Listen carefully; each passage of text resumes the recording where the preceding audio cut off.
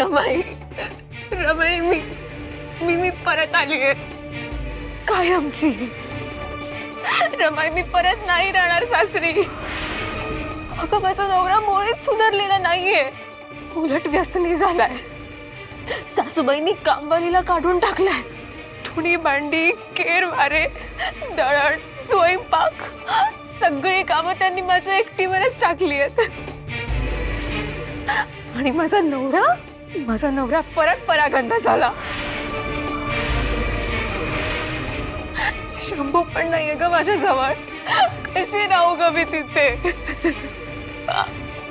रमाई कृपा करून माझ्यावर रागवू नकोस, पण काही झालं तरी मला पुन्हा तिथे पाठवू नकोस रमाई। नाही रमाई।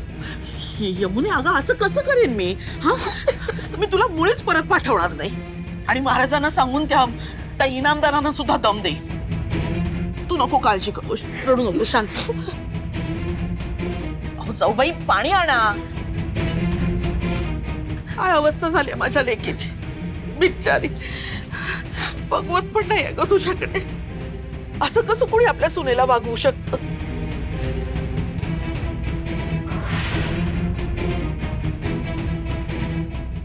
विठुराया, आहोंना मी रडायला हवीये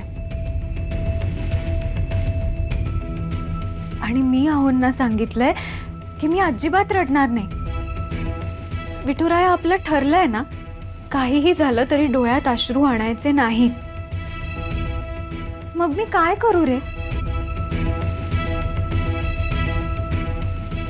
आहोंच्या आनंदासाठी मी रडू का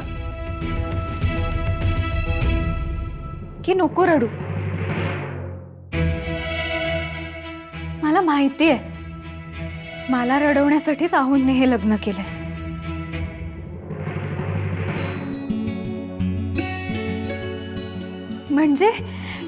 म्हणजे पुन्हा तेच, आहोंच्या मनात मीच आहे। आणि मला खात्री आहे विठुराय,